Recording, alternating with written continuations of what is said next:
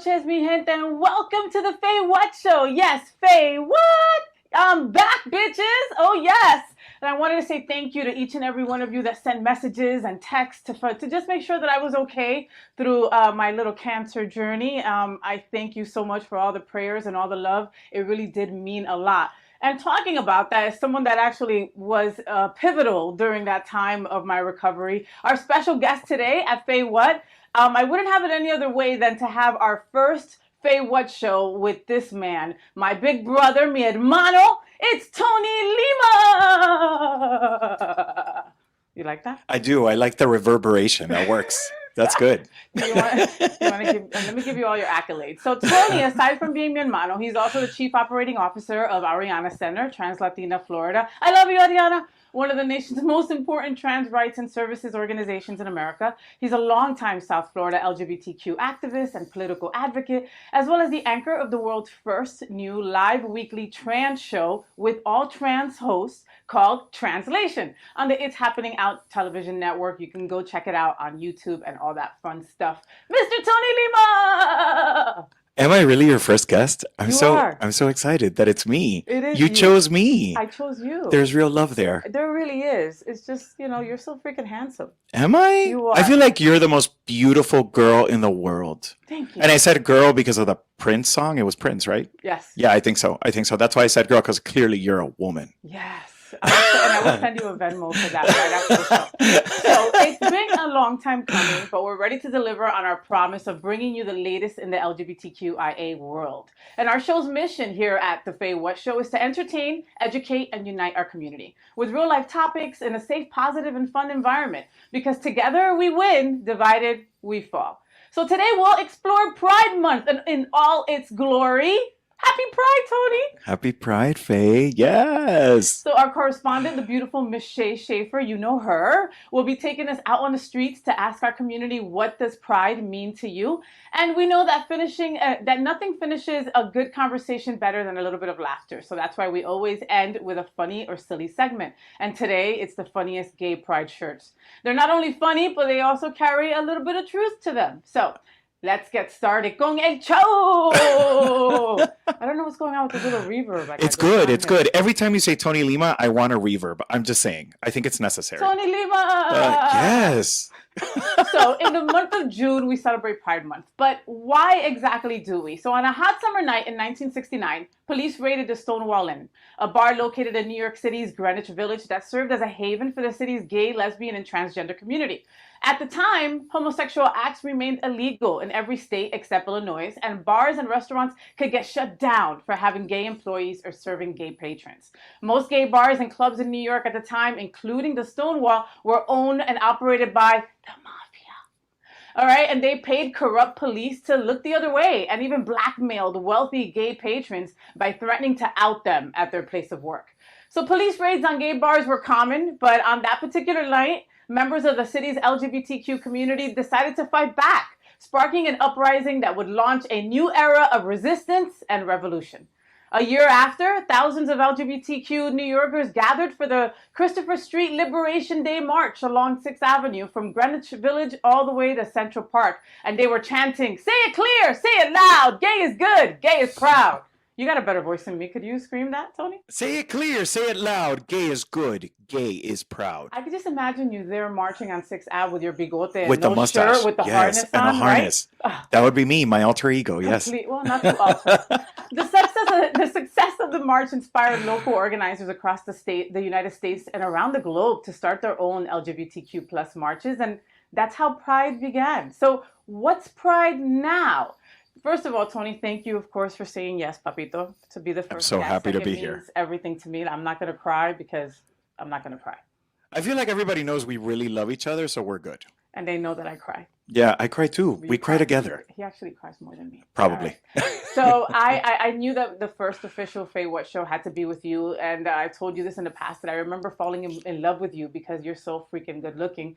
And then you made me kind of like question my sexuality, and I was kind of like, oh yeah, what's going on? That happens to me every time I'm with you, which is all the time. Because it's like, and then I was like, nope, still gay, but I need this boy in my life forever. And that's it, you know. So we've done so much this month together to celebrate Pride with our community, and I knew that our first show just needed to be all about Pride. So let's get started. We did Stonewall Pride. We did Stonewall. We didn't do it in 1969 because we weren't born. No estamos así de viejo. Not No, yet. not at yet. all. No. But we did Wilton Manors Stonewall Pride Parade and Festival. Tell me the difference. Like, how far have we come between Stonewall in 69 to Stonewall last week? I think we've made a lot of progress as a community. And it's important to note that Stonewall was started by two trans women of color, Marsha P. Johnson and Sylvia Rivera, because that's a part of the story that's only been surfacing over the last, maybe 10 years. Before that, it was really thought that it was the gay white males that started this revolution, when in reality it was trans women of color. And I want to start there because we've made a lot of progress. We have marriage, right? I worked on that fight directly. Thank you for that. Oh, thank you. And hopefully I get to get married someday. We'll see. You'll be my maid of honor. But we have marriage. We're on the verge of having workplace protections in this country, making it federal law. But there's a lot to be done still. There's a lot of work to be done, specifically when we're talking about our most marginalized communities, transgender people of color, trans youth, young people in general, homeless youth. There's a series of issues that we still have to eradicate as a community. So when we celebrate Pride, it's important to remember that, yes, we want to do all this. We want to celebrate with our Pride colors. Hopefully you're celebrating with the progress flag that includes us all. I love that flag. I love that flag too. I really do. But it's really not only about that. It's about honoring those people that we still have to lift up, that we have to give voices to, that we have to get out of the way so that they have a voice. Yeah. That's one of the most important things we can do during this Pride season. And the reality is we're here for a month celebrating Pride, and I love to see all the commercialism, the t-shirts, the shoes, everything that you can buy. But I would love to see that year round with real action, with people supporting LGBTQ organizations like Arianna Center, that I'm happily now the CEO of, You are. which is very exciting. Arianna Center focuses on transgender women of color mostly, and uplifting their lives with direct services, with social programs, with access to health care. It's really the most important work that we could be doing, is looking out for our most marginalized, stepping out of the way so they have a voice, and lending them our privilege as much as we can. Well, let's talk about the transgender issue for 1 second. Why do you think that it was only 10 years ago that we found out about Marsha P. and Sylvia throwing the shot glass or the brick or the shoe, whatever, because we still don't know what was thrown, right? But why do you think so? Because I remember when it's always been a big conversation, Stonewall, but it was only, you're right, about a decade ago that it was like, it was freaking two black and brown trans women that led the way in this. Because people started to talk, people that lived during that time, right? Like, this is all very recent history still. So people that lived during that time, specifically people of color, started to tell the tales of Marsha P. Johnson and Sylvia Rivera. And that's how it all starts to come to be. There was a lot of whitewashing for many, many years that created a false narrative about what happened at Stonewall. So it's those black and brown people that decided to step up. And as you know, within the last couple of years, we've been seeing this incredible racial reckoning happening in everything that we do, which is absolutely necessary. It's important to recognize that white privilege is a thing, that white supremacy is a thing, and we have to fight against it, because the reality is that we're made up as a community by such beautiful diversity. Absolutely. Black and brown folks that are gender non-binary, folks that are living their lives authentically, and that needs to be respected. So I think that's part of why it took so long. There was a lot of whitewashing. So whitewashing to you, like, for someone that has never heard term before, is that like just presenting it, make it all nice and white and pretty and put a bow on it to be able to sell it off as history? That really isn't what happened. It's true. And the reality is that there's a lot of discrimination within our own community. Gay white men are and myself included, because I technically, although I'm Latino as all hell, I am a gay white man with a ton of privilege, but I choose to use my privilege for good. I choose to use my privilege to lift up the voiceless. And the problem is that white gay men, and that's the reason why we do translation now, they are the worst culprits when it comes to demeaning or trivializing trans women, right? We've talked about this, right?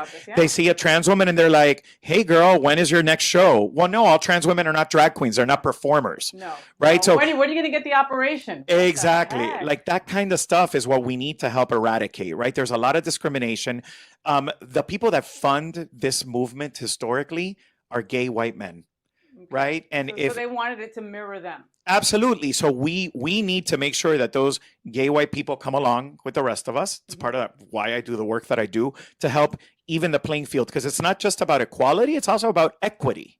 Right? We want to make sure it's about money, but it's about equity. It's about making sure that we all have the same opportunities. And if we're seeing that some folks don't have the same opportunities, the same rights and privileges, to fight for those. Well, and I have to say, I have to commend you on translation. What an incredible show. There are 5 episodes in, and if you haven't seen it, go on YouTube and check it out.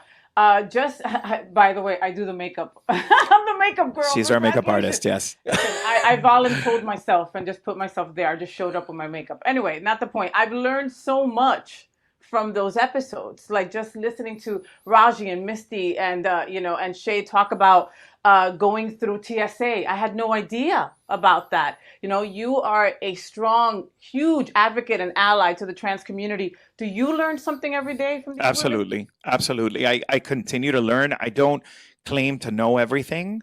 I just want to be a conduit for positive change, whatever that means, right?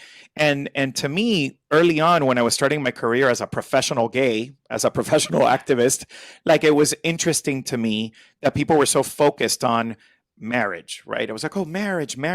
Well, that was like the low-hanging fruit that the white folks could really sink into, right? But the reality is that marriage isn't where we probably should have started. We probably should have started with workplace protections, right? Because people's livelihoods are the most important thing. People need to be able to make money to take care of themselves, to take care of their families. Discrimination in the workplace, right? Access to housing, access to healthcare and public services. These are the biggest issues in our community right now, especially when you talk about trans people.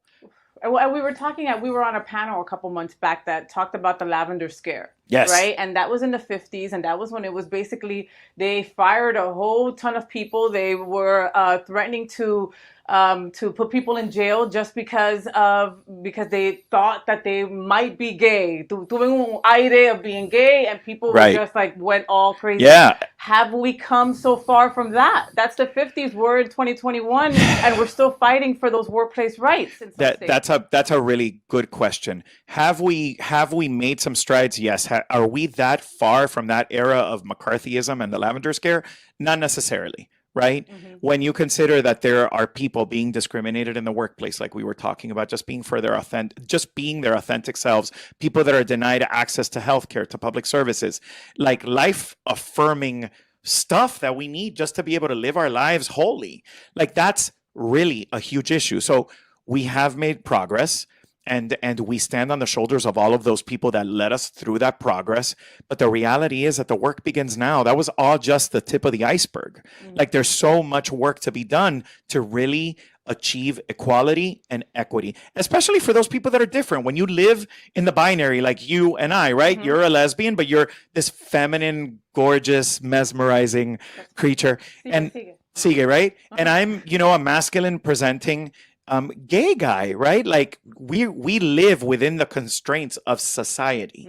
So that's part of where a lot of that we pass. That's part of the privilege. But when you're like a non-binary person, when you're a trans person that doesn't have access to hormones or to clothing or to anything that could help you pass, it becomes a problem. And those are the people that we have to absolutely be fighting for the most. Especially now that we're all, like, no one says woke anymore, but now that we're all woke, right? Like, that's the reality. Now that we're all like, oh my God, this is the reality of our world, this is where we live and these are the problems we need to help eradicate, it's up to all of us. It's not just up to me, to you, and the circle of people that we know, Shay included, that's also on the show. It's not up to really just us. It's up to all of us. We all have to put our little grain of sand, especially like if you're a parent, if you have children that are thinking that they're different because of their sexuality, because of their gender identity. They don't want to necessarily be part of a specific binary. Support your children. Yes. That's where it all starts. If we all received the support that we needed as children, Imagínate. we would be living in a different world. So that's where we have to start. So let's talk about the low-hanging fruit, like you said, when you were such a huge part of marriage equality that we were able to marry. I mean, I for one, once I knew I was different, I was like, that's never going to happen in my lifetime. I'm never going to be able to walk down the aisle with a woman holding her hand and just showing our love to the world. I'm so glad I was wrong, right? Did you think that way when you were a kid? I never thought that I'm not married yet. I'm still looking to get married at some point. I'm still, call me. But no, I think it's not something that I ever considered possible. And when the opportunity came up to be an active part, a direct part of that fight, I jumped at the chance. Interestingly enough, while I was working on that here in the state of Florida, I was also working on expanding the human rights ordinance in Miami-Dade County to include trans people. But that's not something that publicly I was talking about too much. My team and I weren't talking about that because marriage is what everybody was holding on to. But yes, I mean, I think it's a beautiful thing. I hope to get married someday. I see your veil on you already. The veil. I know. I'm past a certain age where a veil is not the right thing. I feel super Carrie Bradshaw right now from Sex and the City, right? Like after 40, what do you do? Right. Well, I may want to wear a bird on my head. That's a different story. If you remember, she wore a bird on her head. A big pato on the pato. Wow. And this is my sister, America. This is my sister. I love him. So sometimes in the LGBTQ plus community, we go in instead of seeing what's going on around us, kind of like a defense mechanism. Yes. Algo así, no sé, and LGBTQ plus people that think that, political debates have nothing to do with them, that they have their little jobby job, they have their little Instagram, they have their little circle of friends, and that's it. What does this person need to know that really does affect them that's going on right now? So elections matter. Local elections matter. Right? At the local level, those are the most important elections that you could be a part of. The ones that are least attended, correct? Those are the ones that are the least attended, but the ones that have the most potential for negative ramifications listen, if you want to affect positive change, get involved in your community. Understand what the issues are. Get involved politically. Make sure that you're registered to vote. Make sure that when you are getting ready to vote, that you educate yourself on who these candidates are and how they best represent you. Like, we should never be voting on a single issue. Right? We shouldn't be voting because someone's gay. Let's vote for the gay guy. No, you have to vote for the person that represents you the most, that represents you wholly. So it's important to be educated. It's important to be engaged. And it's important to know that your vote counts, right? Like you said, at a federal level, look what happened, how much positive change we've achieved so far with Biden as president. Like, we actually do feel that he does have our backs. He has our backs. But like you said, on a local level, it's more important. I mean, I've got a friend that will go down and just circle all the Latino last names. Yes.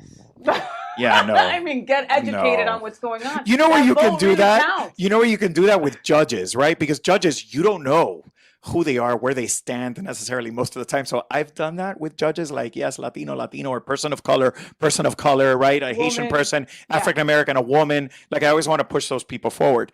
But you have to be educated, and elections absolutely matter. And if you're voting locally, you can protect yourself at first blush in your community. That's the most important thing, and that trickles up. Really so it's important to keep that in mind. So, we live in South Florida, right? And we're not too far from Parkland. And you remember that a couple of years ago, and how those kids stood up against, gun violence and reform. And they were incredible children to see those kids stand up that way.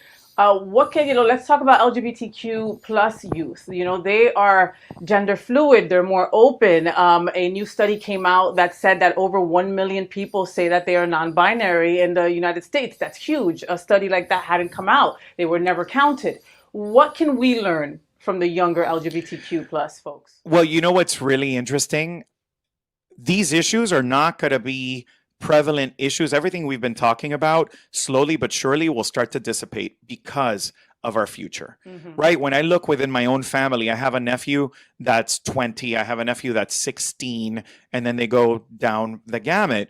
Well, my 20-year-old nephew used to march in pride parades with me. He would be on a float with me. He would be so excited to be supporting his LGBTQ tío. You'd be proud. Yeah, and he would invite his gay friends because he had gay friends, he had transgender friends, he had friends, and to him it didn't really mean anything. And for me, that's my barometer. Like to my nephew, like everybody's just the same. We're all just friends and we're hanging out and we all have different likes and we present our genders differently, and that's okay.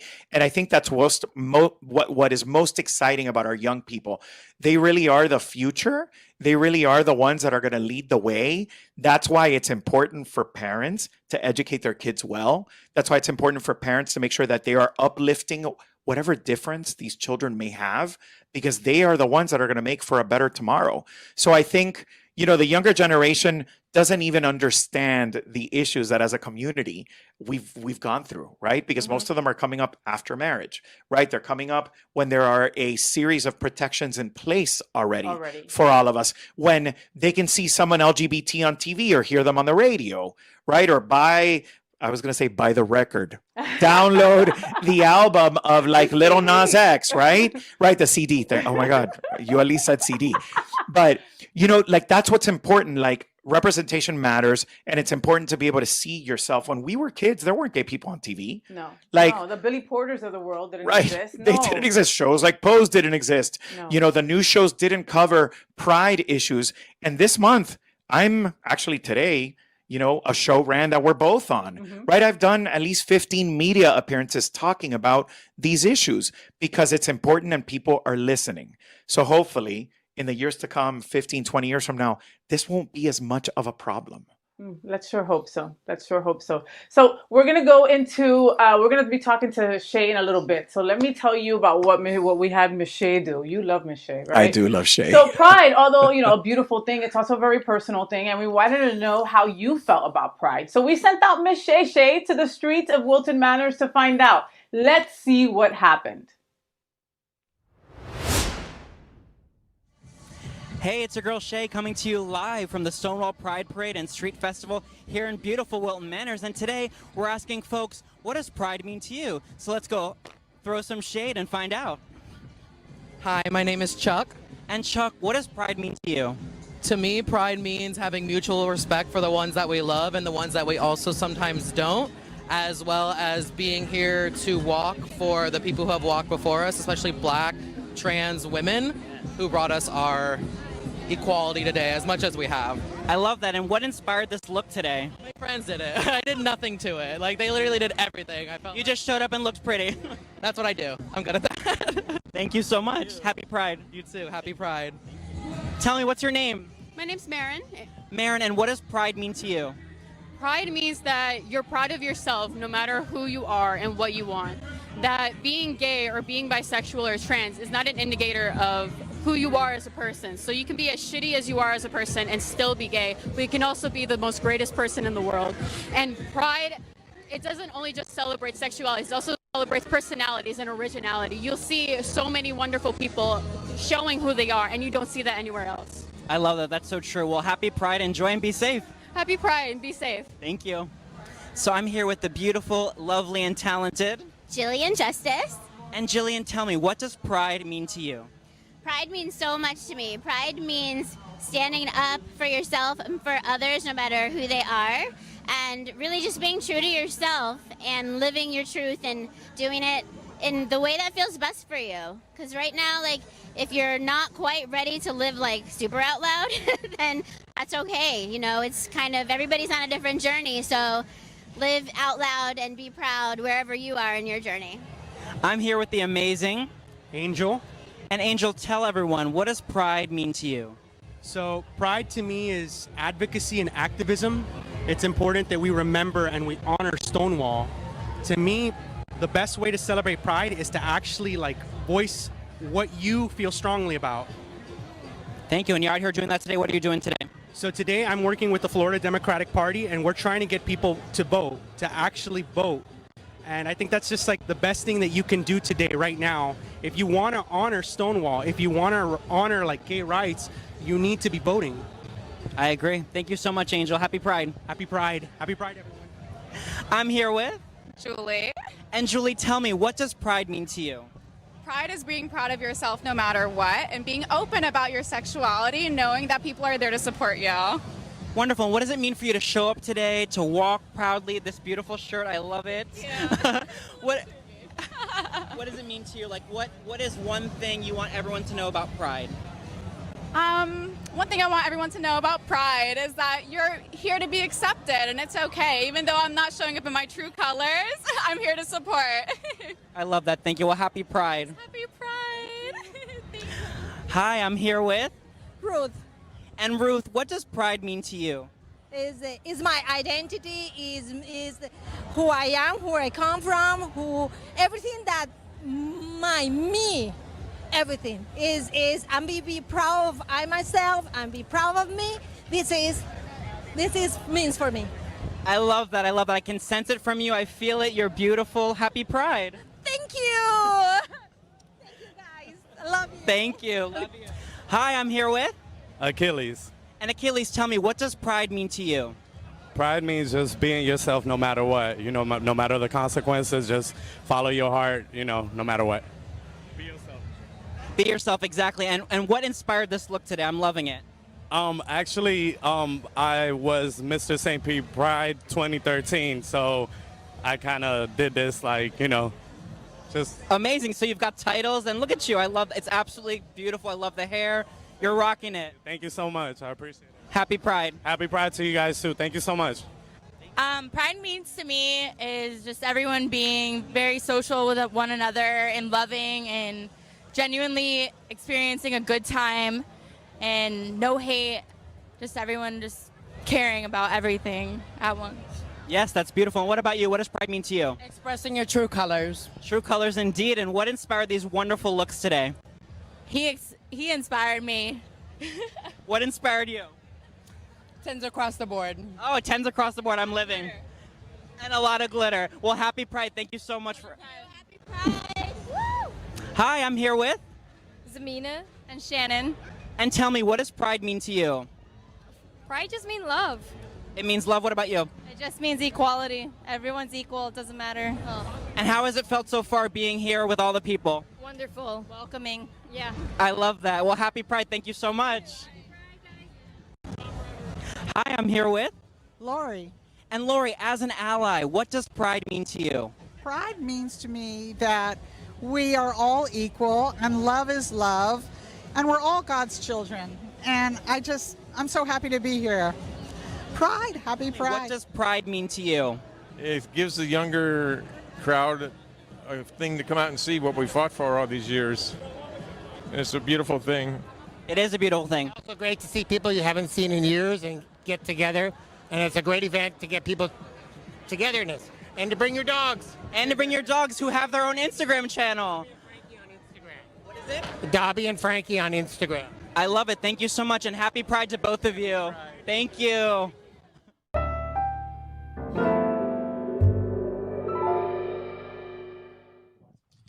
Thank you so much, Shay. That was awesome. Now, as our official FayWhat correspondent, don't be surprised to see Shay out and about and talking to the people and asking the questions that's on all our minds. She's going to be everywhere. And if you see her out, say hello. You might be on a segment on the FayWhat Show. So don't forget, family, that if you like what you're watching, tell others and subscribe, ring the bell, and share. Muchas gracias. So, Tony, before letting you go, tell us what you're most proud of right now as an openly gay man.